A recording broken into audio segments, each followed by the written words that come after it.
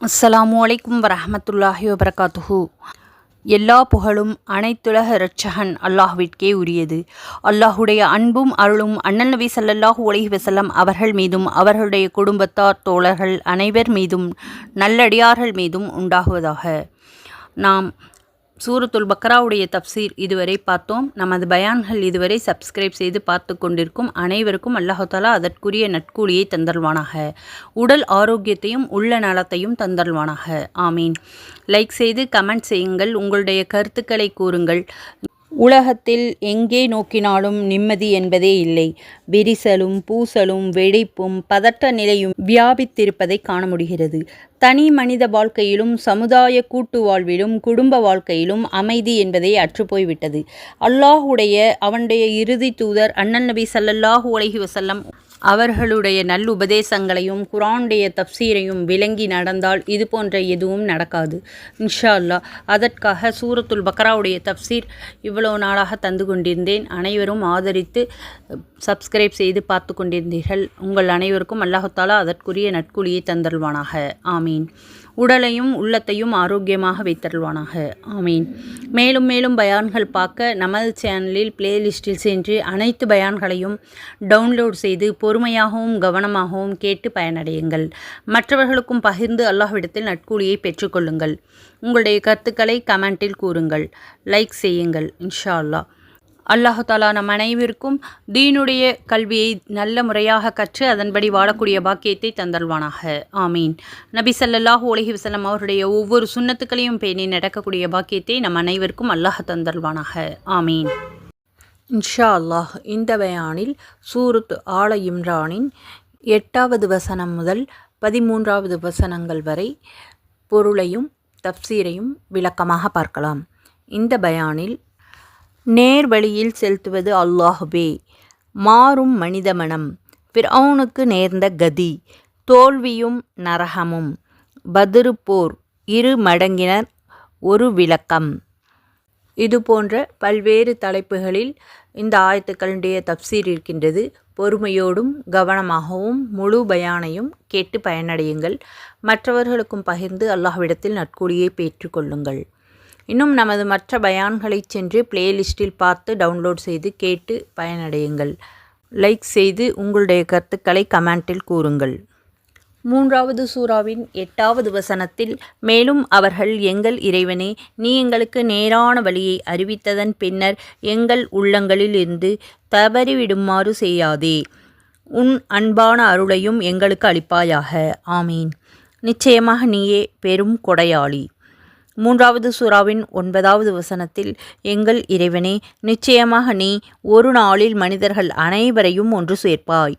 அந்த நாள் வருவதில் சந்தேகமே இல்லை. ஏனென்றால் நிச்சயமாக அல்லாஹ் தன் வாக்குறுதியை தவறுபவன் அல்ல என்று கூறுவார்கள். மனிதன் எவ்வளவு பெரிய அறிவாளியாக இருந்தாலும் உண்மையை விரும்பக்கூடியவனாக அவன் இருந்தால் அடக்கத்துடனேயே எதையும் அணுகுவான், கர்வம் கொள்ள மாட்டான் என்று முந்தைய வசனம் சுட்டிக்காட்டியது. இங்கே உண்மையான அறிவாளிகள் பிரார்த்தனை எவ்வாறு இருக்கும் என்று விவரிக்கப்பட்டுள்ளது. இந்த பிரார்த்தனை அவர்களுடைய உயர் பண்பிற்கு சான்றாக அமைகிறது. அறிவில் முதிர்ந்த மக்கள் அல்லாஹ்விடம் இவ்வாறு இறைஞ்சுவார்கள். யா அல்லாஹ், நீதான் எங்களை நேரான வழியில் செலுத்தினாய். இனி எப்போதும் எங்களை அதே வழியில் நிலைக்கச் செய்வாயாக. எங்களுடைய மனதை நேர்வழியிலிருந்து பிறழச் செய்து விடாதே. ஆமீன். நாங்கள் உன் அன்பிற்கும் அருளுக்கும் தகுதி படைத்தவர்கள் என்று கூற மாட்டோம். நீயே அனைத்து சுகங்களையும் அன்பாக வழங்குபவன். பேஷக். ஆகவே உன்னிடமிருந்து நீயாகவே எங்களுக்கு அருளை கொடு. நாங்கள் மறுமையை நம்பியவர்கள். அதில் எங்களுக்கு முனையளவும் சந்தேகம் இல்லை. அந்த நாளில் அனைத்து மனிதர்களையும் நீ ஒன்று திரட்டி நல்லவர்களுக்கு நன்மையும் தீயவர்களுக்கு தண்டனையும் வழங்குவாய்.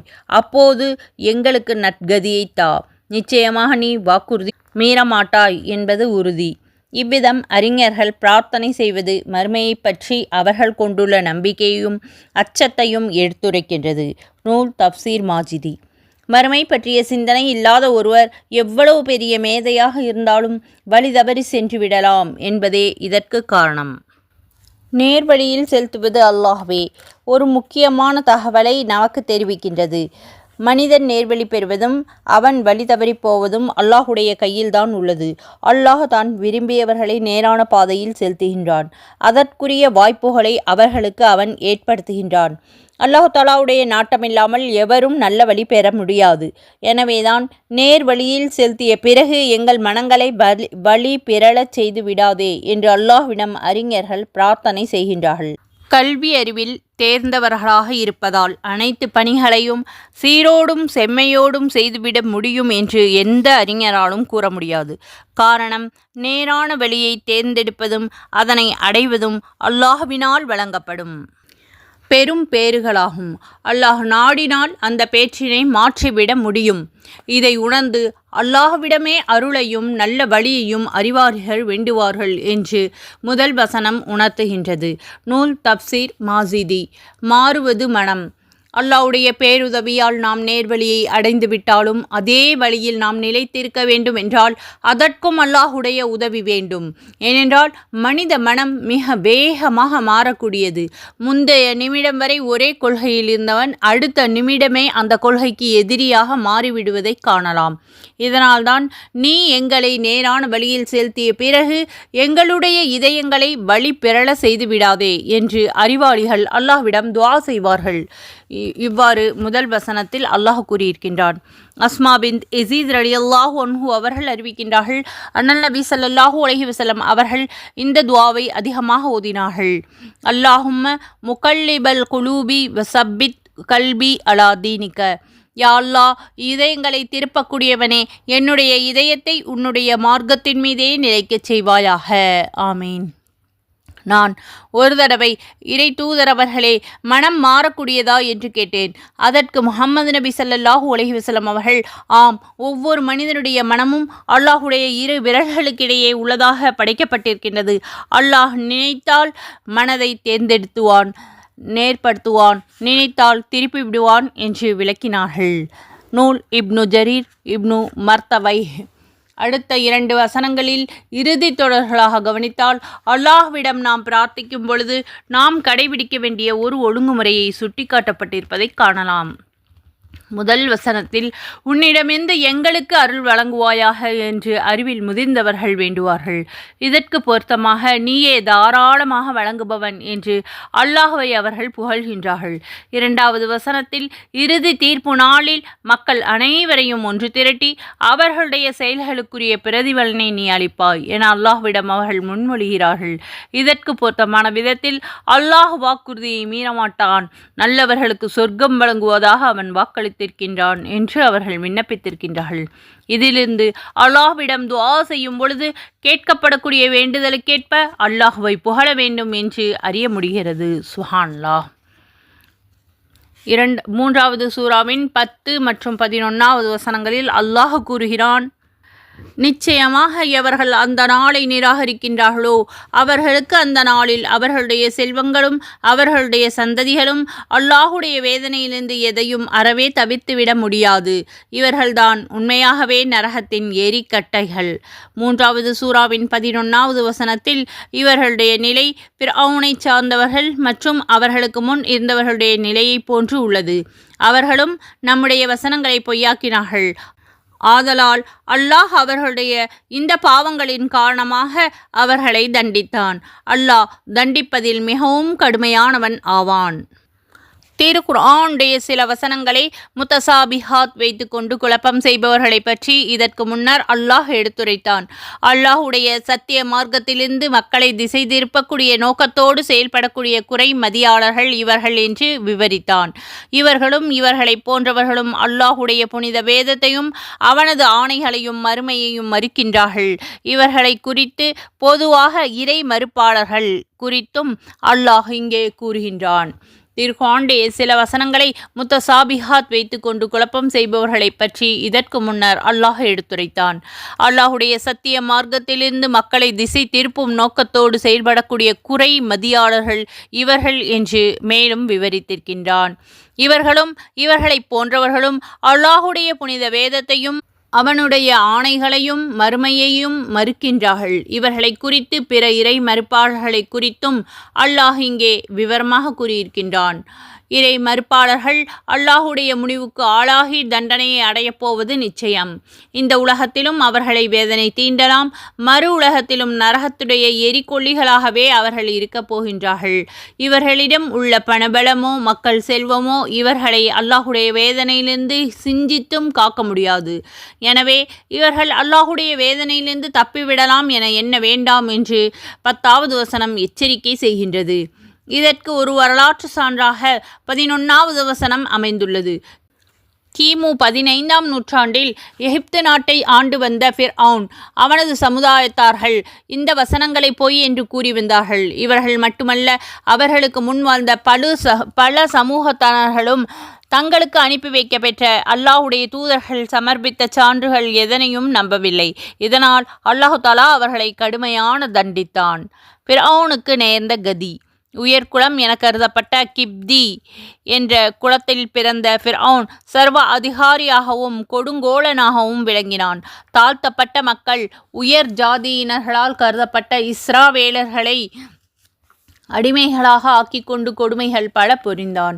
இஸ்ராவேலர்களுடைய குடும்பத்தில் பிறந்த இறை தூதர் நபி மூசா அலைஹிவஸல்லம் அவர்களுடைய அறிவுரைகளையோ எச்சரிக்கையோ ஃபிர்அவுன் பொருட்படுத்தவில்லை. இறுதியாக சர்வாதிகாரி ஃபிர்அவுன் அவனது படை வீரர்களும் செங்கடலில் மூழ்கடிக்கப்பட்டார்கள். இதை பற்றி மூசா நபியுடைய வரலாறு நமது சேனலில் இருக்கின்றது. நபிமார்களுடைய வரலாறு என்ற தலைப்பில் பார்த்து பயனடையுங்கள். இன்னும் 2வது சூறாவின் 50வது வசனத்தில் இதை பற்றிய விளக்கம் உள்ளது. அப்போது ஃபிரௌனுடைய பண பலமோ படை பலமோ அவர்களை காப்பாற்ற முடியவில்லை. இதைப்போல அதற்கு முன்னர் இறை தூதர் நபி நூஹ் அலைஹிவஸல்லம் இவர்களுடைய வரலாறும் நமது நபிமார்கள் வரலாறு என்ற தலைப்பில் பயான் இருக்கின்றது. பார்த்து பயனடையுங்கள்.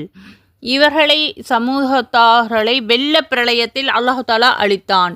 இறை தூதர் ஹூத் நபி அவர்களை பற்றி ஆத் என்ற கூட்டத்தினர் சூறாவளி காற்றை கொண்டு அழிக்கப்பட்டார்கள். நபி சாலிஹ் அலைஹிவஸல்லம் அவர்களுடைய சமூக மக்களான தமூத் என்னும் இனத்தாவர்கள் இடி ஓருண்டு அளித்தான் அல்லாஹு தஆலா. இவர்கள் அனைவரை பற்றியும் நபிமார்கள் வரலாறு என்ற தலைப்பில் அனைத்து பயான்களும் உள்ளன. எல்லா நபிமார்களை பற்றியும் விவரமாக உள்ளது. ஒவ்வொரு பயானையும் டவுன்லோடு செய்து பொறுமையோடும் கவனமாகவும் முழு பயானையும் கேட்டு நபிமார்களை பற்றி தெரிந்து கொள்ளுங்கள். மற்றவர்களுக்கும் பகிர்ந்து அல்லாஹ்விடத்தில் நற்கூலியை பெற்றுக்கொள்ளுங்கள். நூஹ் நபியை பற்றி 29வது சூறாவின் 14வது வசனத்திலும் ஹூத் நபி அவர்களை பற்றி ஆது சமுதாய கூட்டத்தினர் பற்றி கிமு 2000வது ஆண்டில் வாழ்ந்த இவர்களை பற்றியும் 51வது சூறாவின் 41வது வசனத்தில் உள்ளது. இறை தூதர் சாலிஹ் அலைஹிவஸல்லம் அவர்களுடைய மக்களான தமூது கூட்டத்தினரை பற்றி 11வது சூறாவின் 67வது வசனத்தில் விவரமாக உள்ளது. அடுத்து 3வது சூறாவின் 12வது வசனத்தில் எவர்கள் இந்த வேதத்தை நிராகரிக்கின்றார்களோ அவர்களுக்கு நபியே ஸல்லல்லாஹு அலைஹி வஸல்லம் நீர் கூறுவீராக, அதி சீக்கிரத்தில் நீங்கள் வெற்றி கொள்ளப்படுவீர்கள், மேலும் மறுமையில் நரகத்தில் சேர்க்கப்படுவீர்கள், அது மிக கெட்ட தங்குமிடமாகும். 3வது சூறாவின் 13வது வசனத்தில் பத்ர் போர்க்களத்தில் சந்தித்த 2 சேனைகளில் மெய்யாகவே உங்களுக்கு ஒரு அத்தாட்சி இருந்தது. ஒன்று அல்லாஹுடைய பாதையில் போர் புரியும் கூட்டம், மற்றொன்று கூட்டத்தினர்கள் நிராகரிப்பவர்களாகிய இவர்கள் அல்லாஹுடைய பாதையில் போர் புரிபவர்கள் தங்களை விட 2 மடங்காக தங்கள் கண்ணால் கண்டார்கள். அல்லாஹு தஆலா தான் விரும்பியவர்களை தன்னுடைய உதவியை கொண்டு இவ்வாறு பலப்படுத்துகின்றான். சுப்ஹானல்லாஹ். படிப்பினை பெறக்கூடிய பார்வையுடையவர்களுக்கு அறிவுடையவர்களுக்கு இதில் மாபெரும் படிப்பினை இருக்கின்றது. இறை போதனைகளை மறுத்து வாழ்ந்த நமது முந்தைய சமுதாய மக்களுக்கு நேர்ந்த கதியை பற்றி இந்த வசனம் எடுத்துரைக்கின்றது. இங்கே அண்ணல் நபி ஸல்லல்லாஹு அலைஹி வஸல்லம் அவருடைய காலத்தில் வாழ்ந்த மறுப்பாளர்களுக்கு ஏற்பட்ட முடிவை அல்லாஹு தஆலா சுட்டி காட்டுகின்றான். இந்த திருவசனங்கள் அருளப்பெற்றதற்கான காரணம் குறித்து நபி தோழர் இப்னு அப்பாஸ் ரலியல்லாஹு அன்ஹு அவர்கள் அறிவித்திருக்கின்றார்கள். முஹம்மது நபி ஸல்லல்லாஹு அலைஹி வஸல்லம் அவர்கள் பத்ர் போரில் மக்கா குறைசியர்களை வென்று மதினா திரும்பிக் கொண்டிருந்தார்கள். வழியில் பனு கைன்கா என்ற சந்தையில் யூதர்களை ஒன்று கூட்டி அவர்களை நோக்கி, யூத சமுதாயமே, குறைசிகளுக்கு நேர்ந்த கதி உங்களுக்கும் நேர்வதற்கு முன்பே நீங்கள் இஸ்லாத்தை ஏற்றுக்கொண்டு விடுங்கள் என்று அண்ணல் நபி ஸல்லல்லாஹு அலைஹி வஸல்லம் அவர்கள் அறிவுறுத்தினார்கள். இதனை கேள்வியுற்ற யூதர்கள், முஹம்மதே, போர் புரிய தெரியாத மக்கா குறைசிகளில் சிலர் வென்றுவிட்டு வந்து எங்களையும் அவ்வாறே வென்றுவிடலாம் என நீர் நம்பினால் ஏமாறி விடுவீர்கள். அல்லாஹ்வின் மீது சத்தியமிட்டு சொல்லுகின்றோம், எங்களோடு மோதி பார்த்தால் நாங்கள்தான் ஆண்கள் என்பதையும் எங்களைப் போன்ற எவரையும் இதுவரை நீங்கள் சந்தித்திருக்க மாட்டீர்கள் என்பதையும் புரிந்து கொள்வீர்கள் என்று எச்சரித்தினார்கள். அப்போது இந்த 13 மற்றும் 12 மற்றும் 13 ஆகிய வசனங்கள் அருளப்பெற்றன. நூல் சுனத் அபு தாவூத், தலாஹிலுல் பைஹக்கி, இப்னு கதீர். தோல்வியும் நரகமும். 12வது வசனத்தில் இறை மறுப்பாளர்களை நோக்கி இவ்வாறு கூறுமாறு தன் தூதருக்கு அல்லாஹ் தஆலா கட்டளையிட்டிருக்கின்றார். நீங்கள் வெகு விரைவில் தோற்கடிக்கப்படுவீர்கள். அது மட்டுமல்ல, மறு உலகத்தில் நரகத்தில் தள்ளப்படுவீர்கள். அந்த நரகம் மிக மோசமான வாசஸ்தலமாகும். இந்த வசனத்தில் கூறப்பட்டுள்ள மறுக்கிறவர்கள் என்ற சொல் அண்ணல் நபி ஸல்லல்லாஹு அலைஹி வஸல்லம் அவருடைய காலத்தில் வாழ்ந்த இணை வைப்பவர்கள் மற்றும் யூதர்களை குறிக்கும். இவர்கள் அதிவிரைவிலேயே முஸ்லிம்களால் தோற்கடிக்கப்படுவார்கள். ஹிஜ்ரி 2ஆம் ஆண்டில் நடந்த பத்ரு போரில் படு தோல்வியடைந்த மக்கா குறைசிகள் அடுத்தடுத்து பெரும்பாலான போர்களிலும் வாகை சூட முடியவில்லை. கிபி 624வது வருடம். ஹிஜ்ரி 8ஆம் ஆண்டில் மக்கா நகரம் வெற்றி கொள்ளப்பட்டு முஸ்லிம்களுடைய ஆட்சியின் கீழ் வந்தது. இதைப்போல முஸ்லிம்களுடைய பகைமை பாராட்டி கொண்டிருந்த பனு நலீர் என்ற யூத பிரிவினர் ஹிஜ்ரி 4ஆம் ஆண்டில் நாடு கடத்தப்பட்டனர். பனு குரைலா என்ற மற்றொரு யூத பிரிவினர்கள் ஹிஜ்ரி 5ஆம் ஆண்டில் வீழ்த்தப்பட்டான். ஹிஜ்ரி 7வது ஆண்டு கைஃபர் சவுதியில் உள்ள ஒரு பாலைவன பகுதி. இந்த பகுதியில் வெற்றி கொள்ளப்பட்டு அங்கிருந்து யூதர்கள் ஜிஸ்யா என்ற பாதுகாப்பு வரி விதிக்கப்பட்டது. நூல் தப்சீர் மல்ஹரி. 13வது வசனத்தில் இறை மறுப்பாளர்களை இறை நம்பிக்கையாளர்கள் வெற்றி கொண்டதற்கு ஒரு எடுத்துக்காட்டாக அல்லாஹ் கூறுகின்றான். ஹிஜ்ரி 2ஆம் ஆண்டு ரமலான் மாதம் திங்கள் 17வது நாள் கிபி 624 ஜனவரி மாதம் நடைபெற்ற பத்ரு போர் அது. அந்த போர் சத்தியத்திற்கும் அசத்தியத்திற்கும், நன்மைக்கும் தீமைக்கும், அறிவுக்கும் அறியாமைக்கும் இடையே நடத்தப்பட்ட போராட்டம் ஆகும். இதில் உங்களுக்கு சிறந்த பாடம் உண்டு என்று அல்லாஹ் சுட்டிக்காட்டுகின்றான். ஒரு பக்கம் ஏக இறைவனான அல்லாஹ்வின் மீது நம்பிக்கை கொண்டு அவனுடைய பாதையில் உயிரையே அர்ப்பணிக்க காத்திருக்கும் வீர தியாகிகளுடைய கூட்டம். இவர்களுடைய ஆள்பலமும் ஆயுத பலமும் குறைவு.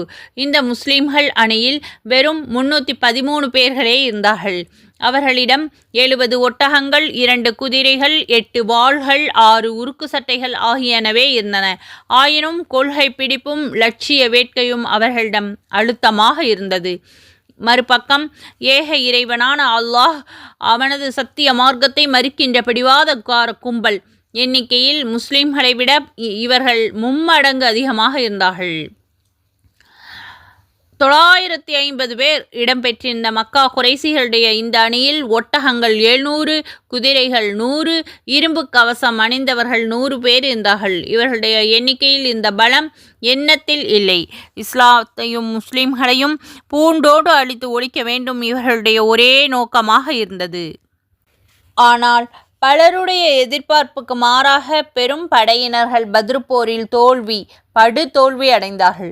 சிறுபான்மையின் முஸ்லிம்கள் வெற்றி வாகை சூடினார்கள். இந்த வெற்றிக்கு காரணமாக அமையக்கூடிய வகையில் முஸ்லிம்களுக்கு தான் அல்லாஹ் தஆலா பேருதவி இந்த வசனத்தில் சுட்டிக்காட்டி கூறுகின்றான். போர்க்களத்தில் முஸ்லிம் படையை எதிரிகள் பார்த்தபொழுது முஸ்லிம்களுடைய அணியில் இருக்கக்கூடிய படை வீரர்களுடைய உண்மையான எண்ணிக்கையை விட 2 மடங்கு அதிகமாக எதிரிகளுடைய பார்வையில் முஸ்லிம்கள் தெரிந்தார்கள். இதனால் எதிரிகளை பீதி ஆட்கொண்டது. பத்ரு போரில் எதிரிகள் தோல்வி கண்டதற்கு இதுவும் ஒரு காரணமாகும். 2 மடங்கு ஒரு விளக்கம். 13வது வசனத்தில் இவர்கள் அவர்களை 2 மடங்கினர்களாக பார்க்கின்றார்கள் என்பதை அரபியில் மிஸ்லைஹிம் என்று அல்லாஹ் தஆலா குறிப்பிட்டிருக்கின்றார். இந்த தொடரில் உள்ள ஹிம் என்ற பிரதி சொல் யாரை சுட்டுகின்றது என்பது தொடர்பாக 2 கருத்துகள் தெரிவிக்கப்பட்டுள்ளது. முதலாவது, பார்ப்பவர்கள் எதிரிகள் தங்களுடைய எண்ணிக்கையைப் போல 2 மடங்கினர்களாக முஸ்லிம்களை கண்டார்கள் என்பது ஒரு கருத்து. இதன்படி எதிரிகளான மறுப்பாளர்களை பிரதி பெயர் சொல் சுட்டும். ஏறத்தாழ 1000 பேர்களாக இருந்த எதிரிகள் முஸ்லிம்களை அணியில் 2000 பேர்களாக இருப்பதாக கண்டார்கள் என பொருள் விரியும். இரண்டாவது, பார்க்கப்பட்டவர்களான முஸ்லிம்களுடைய எண்ணிக்கையைப் போல 2 மடங்கினர்களான முஸ்லிம்களை எதிரிகள் பார்த்தார்கள் என்பது மற்றொரு கருத்து. இதன்படி அல்லாஹுடைய வழியில் போரிட்ட முஸ்லிம்களுடைய பிரதிபெயர் சொல் குறிக்கும். முஸ்லிம்கள் 313 பேர்கள் இருந்தார்கள் என்றால் அதற்கு 2 மடங்களாக 626 பேர்களாக முஸ்லிம்கள் எதிரிகளுடைய கண்களுக்கு தெரிந்தார்கள் என பொருள் விரியும். இதன்றி முஸ்லிம்கள் தங்களைப் போல 2 மடங்கு எண்ணிக்கை கொண்டவர்களாக எதிரிகளை பார்த்தனர் எனவும் சிலர் பொருள் செய்கின்றார்கள். உண்மையில் முஸ்லிம்களுடைய எண்ணிக்கையை விட 3 மடங்கு அதிகமாக இருந்த எதிரிகளை 2 மடங்கினர்களாக முஸ்லிம்களுக்கு அல்லாஹ் காட்டினான். எனவே முஸ்லிம்களை தகர்த்து விடாமல் துணிவோடு போரிட்டு வென்றார்கள் என பொருள் விரியும். இருப்பினும் 2 மடங்கு என்பது இங்கே அதிகத்தை குறிக்க பயன்படுத்தப்பட்டதுதான். எனவே முஸ்லிம்களை அவர்களுடைய உண்மையான பலத்தை விட பல மடங்கு பலம் கொண்டவர்களாக எதிரிகள் கண்டார்கள். அதனால் அவர்களுக்கு பீதி ஏற்பட்டது, போரில் தோற்றுப்போனார்கள் என்பதை தெரிவிப்பதே இங்கு நோக்கமாகும். நூல் தப்சீர் இப்னு கதீர், ரூஹுல் மஆனி, மல்ஹரி, மஆரிஃபுல் குர்ஆன். மற்றொரு வசனத்தில் அல்லாஹ் இவ்வாறு கூறுகின்றான். 8வது சூராவின் 44வது வசனத்தில், நீங்களும் அவர்களும் போரில் சந்தித்த பொழுது அவன் உங்களுடைய பார்வையில் அவர்களுடைய எண்ணிக்கையை குறைவாக காண்பித்தான். இன்னும் உங்கள் தொகையை அவர்களுடைய பார்வையில் குறைவாக காண்பித்தான். இவ்வாறு அவன் செய்தது அவன் விதித்த ஒரு காரியத்தை அவன் நிறைவேற்றுவதற்காகவே ஆகும். அல்லாஹ்விடமே எல்லா காரியங்களும் சென்று முடிவடைகின்றன. சுப்ஹானல்லாஹ். அதாவது போர் தொடங்குவதற்கு முஸ்லிம்கள் முன்பாக எண்ணிக்கை எதிரிகளுக்கு குறைவாக தெரிந்தது. அதனால் எளிதாக வென்றுவிடலாம் என நினைத்து எதிரிகள் களத்தில் இறங்கினார்கள். போர் மூண்ட பிறகு முஸ்லிம்களுடைய எண்ணிக்கை பல மடங்கு அதிகமாக தெரியவே எதிரிகள் பீதியடைந்தார்கள். ஆக பத்ரு போரில் மோதிக்கொண்ட 2 வகை சேனைகளின் தான் நாடிய சேனைக்கு அல்லாஹு தஆலா உதவி அளித்தான். பல விதங்களில் அந்த சேனையை பலப்படுத்தினான். ஆள் பலமும் ஆயுத பலமும் குறைவாக இருந்த முஸ்லிம்களுடைய அணி வெற்றி கண்டதிலும், எல்லாம் இருந்தும் கூட எதிரிகளுடைய அணி தோல்வியை கண்டதிலும் அறிவுடையவர்களுக்கு சிறந்த பாடம் உண்டு என்று அல்லாஹ் தஆலா இந்த வசனத்தின் இறுதி தொடரில் கூறியிருக்கின்றான். மனித பலத்தால் எதையும் சாதித்து விடலாம் என எண்ணுவது தவறு. எனவே எல்லாம் அல்லாஹுடைய நாட்டத்தின் பேரிலேயே நடக்கிறது என்ற பேருண்மையை பத்ரு போரின் முடிவு நிரூபித்துள்ளது. சுப்ஹானல்லாஹ், அல்ஹம்துலில்லா. இதுவரை குர்ஆனில் உள்ள சில வசனங்களுடைய தப்சீரை விபரமாக பார்த்தோம். தொடர்ந்து பயான்களை பார்த்து பொறுமையோடு கேட்டு எங்களுக்கு ஆதரவு அளியுங்கள். இன்ஷா அல்லாஹ். குர்ஆனுடைய தப்சீரை விளங்கி நம்முடைய வாழ்க்கை முறையில் அதை கடைபிடித்து வந்தால் அல்லாஹ் தஆலா நமக்கு வெற்றியை தருவான். இன்ஷா அல்லாஹ். குர்ஆனுடைய சில துஆக்களை பார்க்கலாம். 3வது சூராவின் 8வது வசனத்தில், யா அல்லாஹ், நீ எங்களுக்கு நேர்வழியை காட்டிய பிறகு எங்களுடைய இதயங்களை அதிலிருந்து தவறுமாறு செய்து விடாதே. இன்னும் நீ உன் புறத்திலிருந்து எங்களுக்கு ரஹமத் என்ற நல்லருளை அளிப்பாயாக. ஆமீன். நிச்சயமாக நீ பெரும் கொடையாளியாவாய். 3வது சூராவின் 9வது வசனத்தில், யா அல்லாஹ், நிச்சயமாக நீ மனிதர்களையெல்லாம் எந்த சந்தேகமும் இல்லாத ஒரு நாளில் ஒன்று சேர்ப்பவனாக இருக்கின்றாய். நிச்சயமாக அல்லாஹ் வாக்குறுதி மீறமாட்டான். 3வது சூராவின் 16வது வசனத்தில், யா அல்லாஹ், நிச்சயமாக நாங்கள் உன்மீதே நம்பிக்கை கொண்டோம். எங்களுக்காக எங்களுடைய பாவங்களை மன்னித்தருள்வாயாக. ஆமீன். நரக நெருப்பின் வேதனையிலிருந்து எங்களை காப்பாற்றுவாயாக. ஆமீன். 3வது சூராவினுடைய 26வது வசனத்தில், யா அல்லாஹ், ஆட்சிகளுக்கெல்லாம் அதிபதியே, நீ யாரை விரும்புகின்றாயோ அவருக்கு ஆட்சியை கொடுக்கின்றாய். இன்னும் ஆட்சியை நீ விரும்புவோரிடமிருந்து அகற்றி விடுகின்றாய். நீ நாடியவர்களை கண்ணியப்படுத்துகின்றாய். நீ நாடியவர்களை இழிவுபடுத்தவும் செய்கின்றாய். நன்மைகள் யாவும் உன் கைவசமே உள்ளன. அனைத்து பொருட்களின் மீதும் நிச்சயமாக நீ ஆற்றலுடையவனாக இருக்கின்றாய். 3வது சூராவின் 38வது வசனத்தில், யா அல்லாஹ், உன்னிடமிருந்து எனக்காக ஒரு பரிசுத்தமான சந்ததியை கொடுத்தருள்வாயாக. ஆமீன். நிச்சயமாக நீ பிரார்த்தனையை செவிமடுப்பவனாக இருக்கின்றாய். மூன்றாவது சூறாவின் 53வது வசனத்தில், யா அல்லாஹ், நீ அருளிய வேதத்தை நாங்கள் நம்புகின்றோம், உன்னுடைய இந்த தூதரை நாங்கள் பின்பற்றுகின்றோம், எனவே எங்களை சத்தியத்திற்கு சாட்சி சொல்பவர்களோடு சேர்த்து எழுதுவாயாக. ஆமீன். மூன்றாவது சூறாவின் 147வது வசனத்தில், யா அல்லாஹ், எங்களுடைய பாவங்களையும் எங்கள் காரியங்களில் நாங்கள் வரம்பு மீறி செய்வதையும் மன்னித்தருள்வாயாக, எங்கள் பாதங்களை உறுதியாக இருக்க செய்வாயாக, காஃபிர்களுடைய கூட்டத்தினர்களுக்கு எதிராக எங்களுக்கு நீ உதவி செய்வாயாக. ஆமீன். மூன்றாவது சூறாவின் 191 முதல் 194 வரை 3 வசனங்களில், யா அல்லாஹ், நீ இவற்றையெல்லாம் வீணாக படைக்கவில்லை, நீ மகா தூய்மையானவன், நரக நெருப்பின் வேதனையிலிருந்து எங்களை காத்தருள்வாயாக. ஆமீன். எங்கள் இறைவனே, நீ எவரை நரக நெருப்பில் புகுத்துகின்றாயோ அவரை நிச்சயமாக நீ இழிவாக்கிவிட்டாய், மேலும் அக்கிரமக்காரர்களுக்கு உதவி செய்பவர்கள் எவரும் இல்லை. எங்கள் இறைவனே, உங்கள் இறைவன் மீது நம்பிக்கை கொள்ளுங்கள் என்று ஈமானின் பக்கம் அழைத்தவரின் அழைப்பை செவிமடுத்து நாங்கள் திடமாக ஈமான் கொண்டோம். எங்கள் இறைவனே, எங்களுக்கு எங்களுடைய பாவங்களை மன்னித்தருள்வாயாக. ஆமீன். யா அல்லாஹ், எங்கள் தீமைகளை விட்டு எங்களை அகற்றி விடுவாயாக. ஆமீன். இன்னும் எங்களுடைய ஆன்மாக்களை சான்றோர்களுடைய ஆன்மாக்களோடு கைப்பற்றுவாயாக. ஆமீன். யா அல்லாஹ், எங்கள் இறைவனே, இன்னும் உன் தூதர்கள் மூலமாக எங்களுக்கு நீ வாக்களித்த எங்களுக்கு தந்தல்வாயாக. கியாமத்துடைய நாளில் எங்களை இழிவுபடுத்தாமல் இருப்பாயாக. ஆமீன். நிச்சயமாக நீ வாக்குறுதிகளில் மாறு செய்பவன் அல்ல. ஆல இம்ரான். இந்த சூறாவில் குர்ஆனுடைய இத்தனை வசனங்கள் துஆ பொருளோடு இருக்கின்றது. இதனுடைய தப்சீரை எல்லாம் தொடர்ந்து வரக்கூடிய பயான்களில் பார்க்கலாம். பொறுமையோடும் கவனமாகவும் முழு பயானையும் கேட்டு பயனடையுங்கள். தப்சீரை விளங்கி குர்ஆனை கற்று நம்முடைய வாழ்க்கையில் அதன்படி வாழக்கூடிய பாக்கியத்தை அல்லாஹு தாலா நம் அனைவருக்கும் தந்தல்வானாக. ஆமீன். அல்லாஹு தாலா நம் அனைவருக்கும் நீண்ட ஆயுளையும் உடல் ஆரோக்கியத்தையும் நல்ல ஹிதாயத்தையும் தந்தல்வானாக. ஆமீன். முகமது நபி ஸல்லல்லாஹு அலைஹி வஸல்லம் உடைய ஒவ்வொரு சுன்னத்துக்களையும் பேணி நடக்கக்கூடிய பாக்கியத்தை அல்லாஹு தாலா நம் அனைவருக்கும் தந்தல்வானாக. ஆமீன். முகமது நபி ஸல்லல்லாஹு அலைஹி வஸல்லம் அவர்கள் மீது அதிகமாக ஸலவாத் ஓதக்கூடிய பாக்கியத்தை அல்லாஹு தாலா நம் அனைவருக்கும் தந்தல்வானாக. ஆமீன். குர்ஆனை அனுதினமும் அழகிய முறையில் ஓதக்கூடிய பாக்கியத்தை அல்லாஹு தாலா நமக்கு தந்தல்வானாக. ஆமீன். குர்ஆனை பொருள் விளங்கி சரியான முறையில் ஓதி நம் வாழ்க்கையில் கடைபிடிக்கக்கூடிய பாக்கியத்தை அல்லாஹு தாலா நமக்கு தந்தல்வானாக. ஆமீன். தீனுடைய கல்வியை கற்று அதை பிறருக்கும் எத்தி வைக்கக்கூடிய பாக்கியத்தை அல்லாஹு தாலா நம் அனைவருக்கும் தந்தல்வானாக. ஆமீன். கற்றதின்படி அமல் செய்யக்கூடிய பாக்கியத்தை அல்லாஹு தாலா நம் அனைவருக்கும் தந்தல்வானாக. ஆமீன். தொழுகையை உள்ளச்சத்தோடும் பயபக்தியோடும் தொழுகக்கூடிய பாக்கியத்தை அல்லாஹு தாலா நமக்கு தந்தல்வானாக. ஆமீன். நாம் தொழுவதற்குரிய நல்ல கூலியை மறுமையில் எங்களுக்கு அதிகப்படுத்தி தந்தல்வானாக. ஆமீன்.